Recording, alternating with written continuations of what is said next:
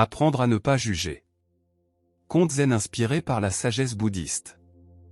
Au cœur des montagnes de Hida, là où le souffle du vent était si pur qu'il semblait réciter des mantras invisibles, se trouvait un ancien temple oublié des cartes, mais gravé dans la mémoire des âmes en quête de paix.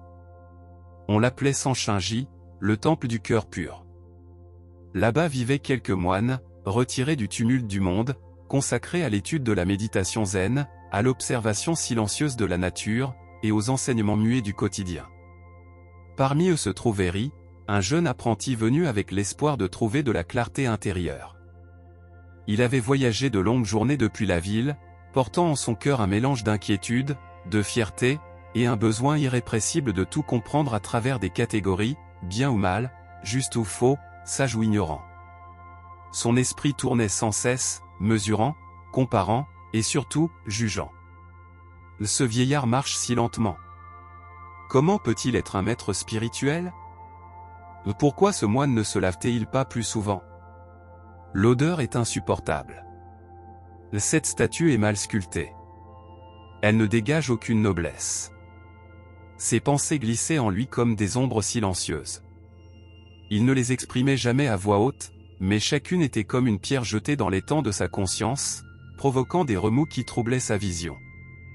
La pleine conscience n'est pas seulement être présent, disait un matin l'abbé Janche, tandis qu'ils balayaient ensemble les feuilles du jardin sec.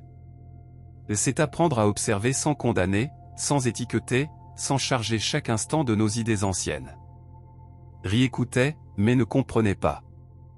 Un soir, tandis que la brume descendait tel un voile sur les toits du temple et que les grillons chantaient leur mélodie ancestrale, le jeune moine s'approcha de l'étang de lotus. Il observa une fleur solitaire, encore fermée, couverte de boue. Elle lui parut faible, peu prometteuse. Elle ne s'ouvrira jamais, pensa-t-il. Pas comme les autres. Et sans vraiment savoir pourquoi, il ressentit une certaine fierté pour son bon jugement, comme si voir les défauts des autres était un signe de sagesse. C'est alors que l'abbé Janche apparut derrière lui, sans un bruit. « Que vois-tu, Ri » ? Une fleur faible. Elle mourra sûrement sans jamais fleurir, maître. Janche sourit avec douceur. Il ne le corrigea pas. Il s'assit simplement à ses côtés, contemplant la fleur en silence. Longtemps, ils restèrent là, à écouter les bruits de la forêt, le murmure de l'eau, et le chant lointain d'un hibou. Parfois, ce qui semble petit ou tordu est justement ce qui met le plus de temps à révéler sa beauté, dit enfin l'abbé. La boue dans laquelle cette fleur grandit n'est pas un obstacle, c'est son origine. Ceci est un conte zen sur l'acceptation. Sur la manière dont le jugement devient une barrière qui nous empêche de voir la vérité. La sagesse orientale enseigne que ce que tu juges à l'extérieur, tu le nies à l'intérieur.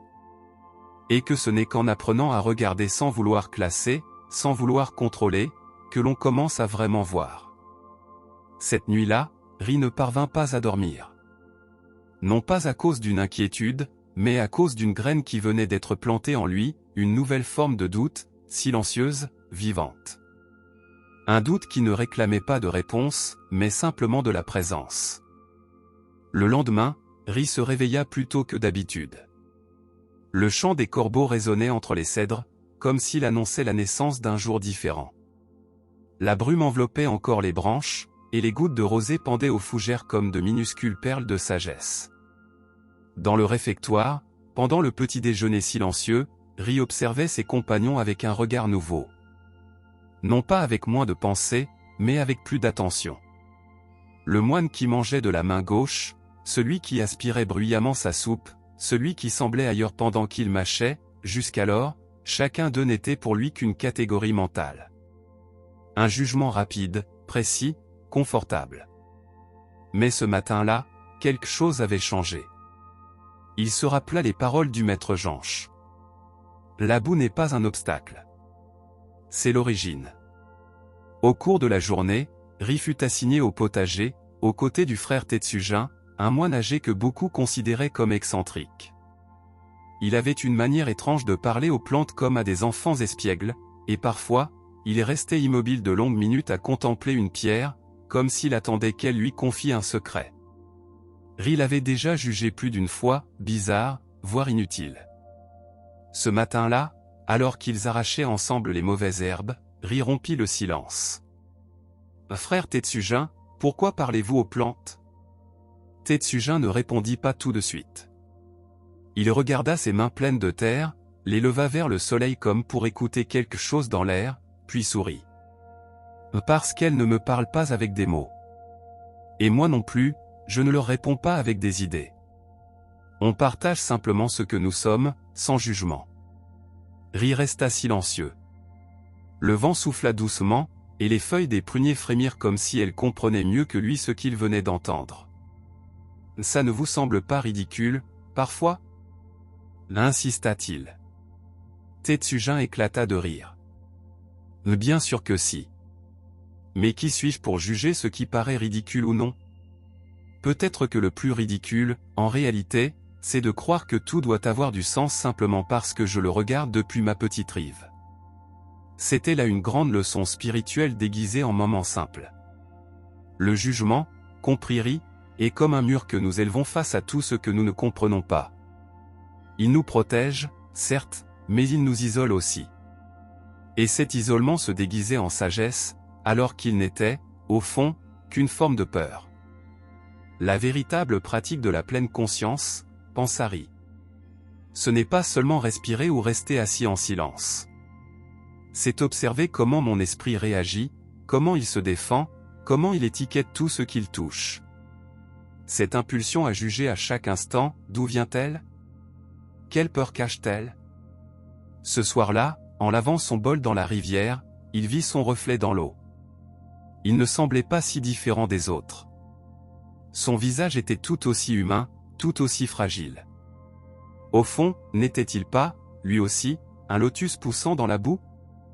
Et son jugement, n'était-ce pas un voile qui le séparait des autres, et de lui-même ? Ce soir-là, le jeune apprenti écrivit dans son carnet de pratique. « Aujourd'hui, j'ai découvert que chaque fois que je juge, je me ferme. Et que chaque fois que j'observe sans juger, quelque chose en moi s'ouvre. » L'étang, silencieux, semblait approuver sous la lumière de la lune. Elle est le 3e jour après sa conversation avec Tetsujin, Ri fut chargé du nettoyage du temple principal. C'était une vaste salle de bois ancien, dont le plancher craquait doucement, comme si chaque planche murmurait des récits oubliés à chaque pas. C'est là que se déroulaient les cérémonies de l'aube, les méditations en groupe, et les chants qui résonnaient jusqu'à se perdre dans la forêt. Alors qu'il balayait avec soin, son attention fut attirée par un objet posé sur l'autel secondaire, un bol en céramique fendue. Il n'était pas particulièrement beau. Sa forme était légèrement irrégulière et une fissure, réparée avec une résine dorée, le traversait. Ri fronça les sourcils. Comment un objet si imparfait pouvait-il occuper une place sacrée ? Plus tard, pendant le déjeuner, il s'approcha du maître Janche et ne put s'empêcher de lui dire. « Maître, il y a un bol sur l'autel, on dirait qu'il est cassé.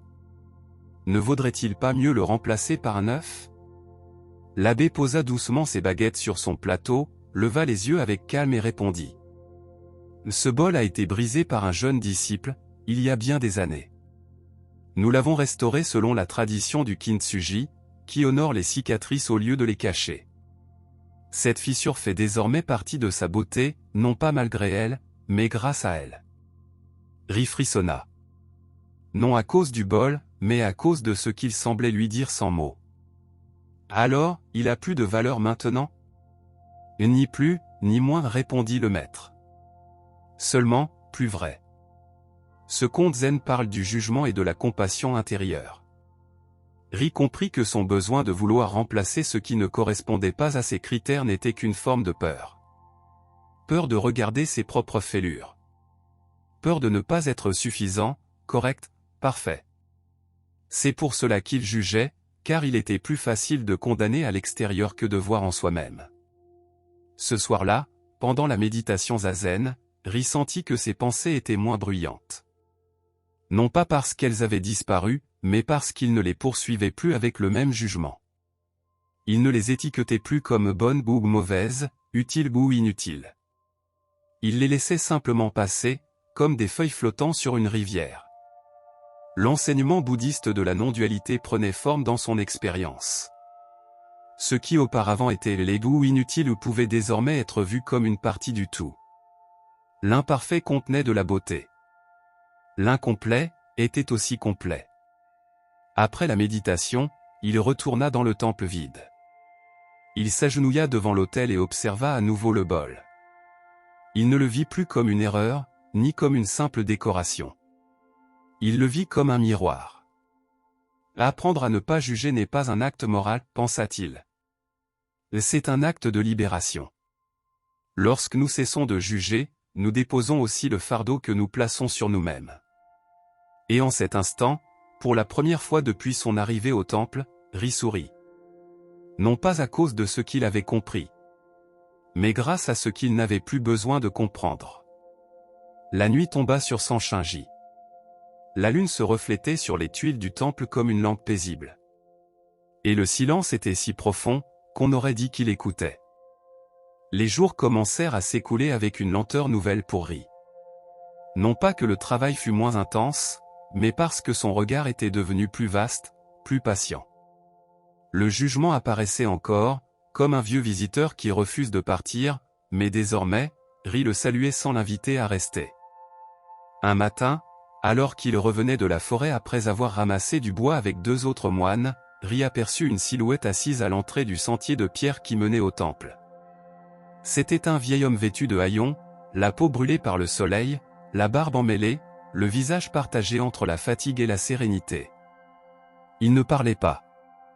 Il était simplement là, tenant entre ses mains un bol vide. L'un des moines murmura. Encore un mendiant venu chercher à manger sans rien offrir en retour? On devrait prévenir l'abbé. Mais Ri ne dit rien. Il y avait dans la posture de cet homme, dans la manière dont il tenait son bol comme s'il tenait le temps lui-même, quelque chose de familier. En silence, il s'accroupit, sortit un peu de riz de son panier et le déposa dans le bol du vieil inconnu. L'homme ne le remercia pas avec des mots. Il inclina simplement la tête, puis mangea lentement, comme si chaque grain de riz contenait le poids d'un monde entier. Ce conte spirituel parle du silence qui observe sans condamner. Autrefois, Ri l'aurait catégorisé sans hésiter, sale, inutile, profiteur. Mais cette fois, il vit au-delà des apparences, un être humain qui respire, qui marche, qui existe tout comme lui. Peut-être avec une autre histoire, d'autres blessures. Mais dans le même fleuve de l'impermanence. Quand l'abbé Janche arriva plus tard, Ri lui raconta la scène. « As-tu porté un jugement » demanda le maître. « Non, pas cette fois. Ou peut-être que je ne l'ai pas entendu aussi fort. » Le vieil homme sourit. Ils marchèrent ensemble vers l'étang au lotus. La fleur que Ri avait jugée trop faible quelques jours plus tôt commençait à s'ouvrir, doucement, comme si la boue ne la retenait plus. On croit souvent qu'aider, c'est donner, dit l'abbé. Mais bien souvent, le vrai don, c'est regarder sans juger. Accepter l'autre sans vouloir le corriger est une forme profonde d'amour. Pleine conscience, sagesse bouddhiste, présence sans jugement. Le jugement ne disparaît pas totalement, comprit Ri, mais son pouvoir faiblit quand on cesse de l'alimenter. Et ce renoncement, qui semblait au départ une perte, devenait liberté. Chaque instant était désormais une porte. Une opportunité de voir sans interférer. D'être sans contrôler. De vivre sans réduire l'autre à une étiquette. Ce soir-là, dans le silence du dortoir, Ri écrivit dans son carnet. Ne pas juger ne signifie pas ne pas voir. Cela signifie voir au-delà des formes. Et sur cette pensée, il s'endormit. Tandis que le vent murmurait entre les pins comme un maître sans visage. Le lendemain à l'aube, le chant du coucou parut plus clair. Comme si l'air lui-même avait été purifié par l'expérience de la veille. Le temple respirait le silence. Chaque recoin semblait écouter non pas avec des oreilles, mais avec une présence. Ri fut convoqué par le maître Janche dans une petite salle attenante au dojo de méditation.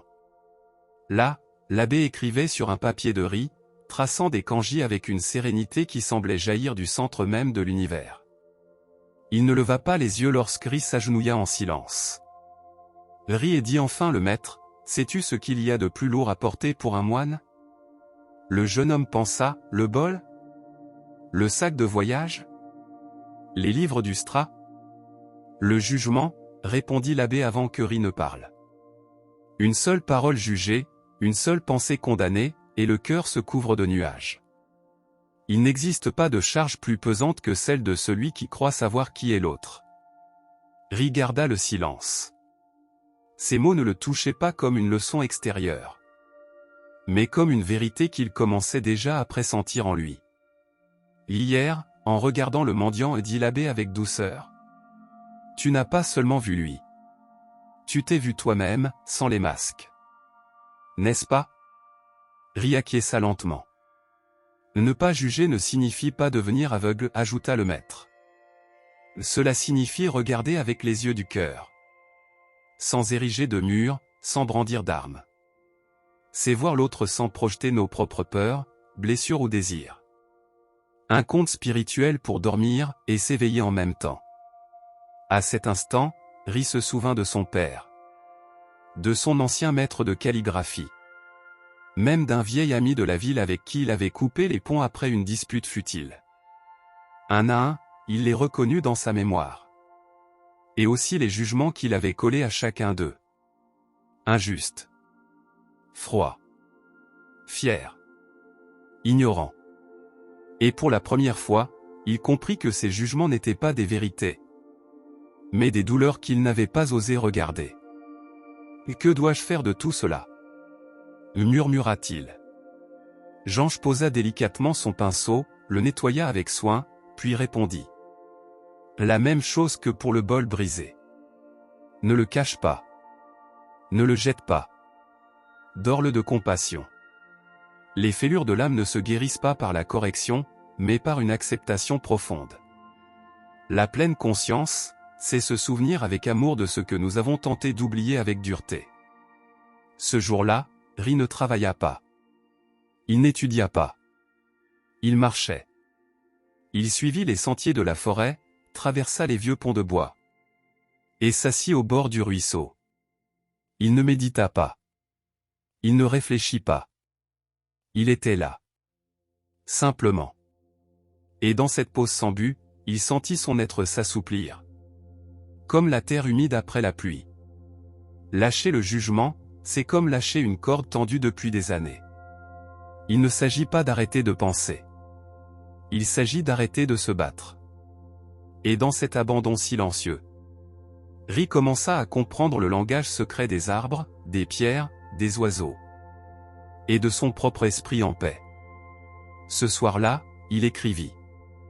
Lorsque j'arrête de juger le monde arrête de me repousser. La semaine suivante, le temple Sanshinji reçut une visite inattendue.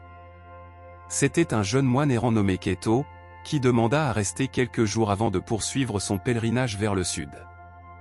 Il portait un manteau usé, ses cheveux poussaient en désordre, et son bol percé au fond a été réparé chaque jour avec des feuilles et de la résine. En marchant, il traînait les pieds. En parlant, il interrompait sans s'en rendre compte. En mangeant, il le faisait avec des bruits qui dérangeaient tout le monde. Rit sentit revenir en lui d'anciens réflexes. De petits jugements, comme des flèches silencieuses mais précises. Il ne respecte pas les règles, il n'a aucune discipline, il n'est pas digne de la voie. Ce soir-là, alors qu'il aidait Janche à préparer le feu pour le bain thermal, il ne put retenir son trouble. « Maître, pourquoi permettons-nous à quelqu'un d'aussi négligent de rester ici ?» L'abbé ne répondit pas tout de suite. Il prit un seau d'eau, le versa lentement sur les pierres brûlantes et observa la vapeur s'élever, dansant comme un esprit sans corps. « Rit, si tu voyais une pierre sur le chemin, l'appellerais-tu stupide ? » Non, je suppose que non. Et si une rivière l'enlaçait doucement pendant 100 ans, jusqu'à la polir en galet ? Alors, elle serait belle, je crois. Janche hocha la tête avec tendresse. Peut-être que Keto n'est pas ici pour apprendre de nous. Peut-être que nous sommes ici pour apprendre de lui. L'impatience qu'il réveille en toi est ta véritable maîtresse. Un conte bouddhiste sur le jugement comme miroir. Ri comprit que son malaise face aux visiteurs avait peu à voir avec Keto lui-même. C'était plutôt tout ce qu'il essayait de cacher sous le masque du moine idéal. Sa propre maladresse, son insécurité, ses oublis, sa peur de ne pas être accepté. Ce soir-là, pendant le zazen, son esprit ne se calma pas. Mais il ne lutta pas non plus. Il observa ses pensées comme on observe une fumée au loin. L'inadapté, désordonné, bruyant. Des mots qui n'étaient plus venimeux, mais simplement, fragiles. Accepter l'autre tel qu'il est, sans chercher à le corriger ou à le rendre meilleur, est une forme de guérison intérieure. Le jugement se déguise en correction. Mais il est souvent l'ombre de notre propre refus de soi. Le lendemain, Ri se porta volontaire pour accompagner Keto à ramasser du bois sec dans la forêt. Ils ne parlèrent pas beaucoup. Mais en le regardant s'accroupir, rire seul, se perdre dans les buissons puis revenir les bras chargés de branches humides. Ri ressentit quelque chose de nouveau, de la tendresse. Non pour ce que Keto était, mais pour ce que Ri avait cessé d'attendre qu'il soit. Sagesse zen sur le jugement et l'acceptation. De retour au temple, Ri écrivit dans son carnet. Ce n'était pas Keto qui me dérangeait. C'était ma résistance à aimer l'incomplet.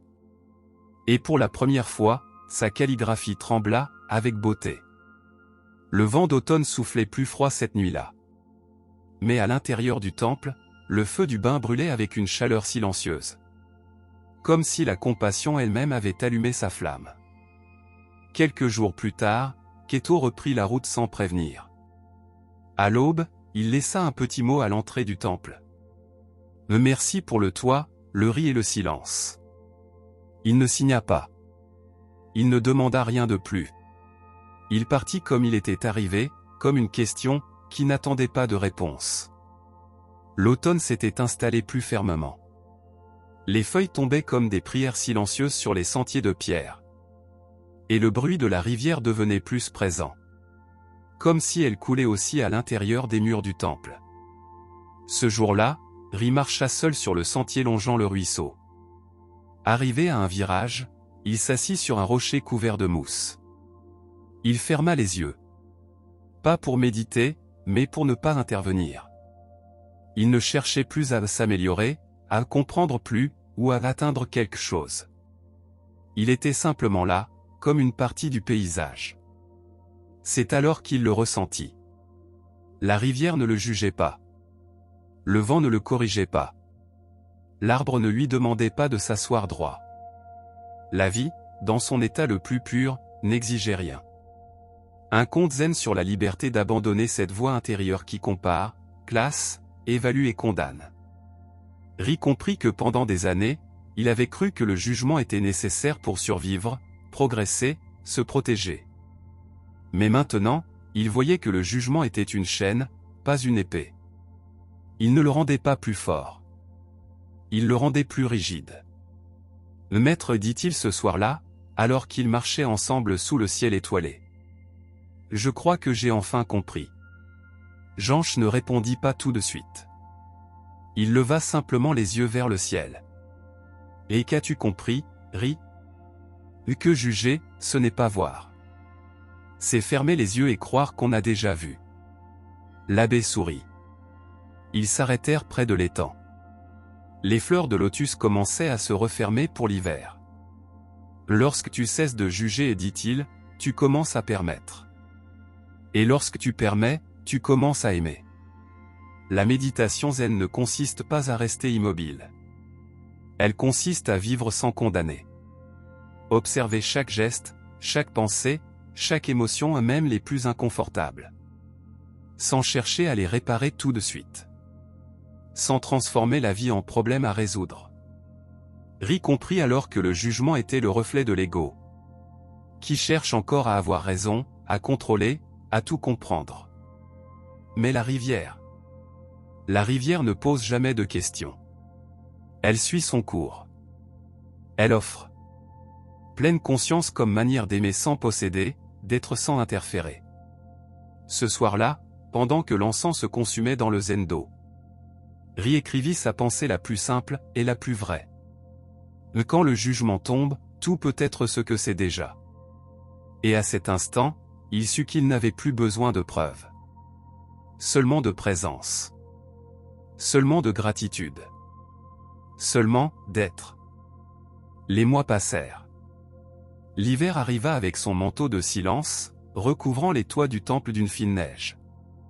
Les pins craquaient doucement à l'aube. Et la vapeur du riz cuit flottait dans les couloirs comme un encens invisible. Tout devenait plus lent. Plus intérieur. Ri n'était plus le même jeune homme venu chercher des réponses. Non pas parce qu'il les avait toutes trouvées, mais parce qu'il avait cessé de les poursuivre avec désespoir. Un matin, alors qu'il balayait le seuil du temple, il remarqua un papillon blanc volant en zigzag. Indifférent au froid, indifférent à toute logique. Il le suivit du regard et le vit se poser sur le cadre de la vieille porte latérale, celle que plus personne n'utilisait. En s'approchant, il vit que le bois était fissuré, déformé par le temps, mais toujours solide. Il se souvint alors d'une phrase que Jansch disait souvent. Le véritable temple n'a pas de porte. Car la vérité n'exclut personne. Seul le jugement le fait. Voici l'enseignement final du conte zen.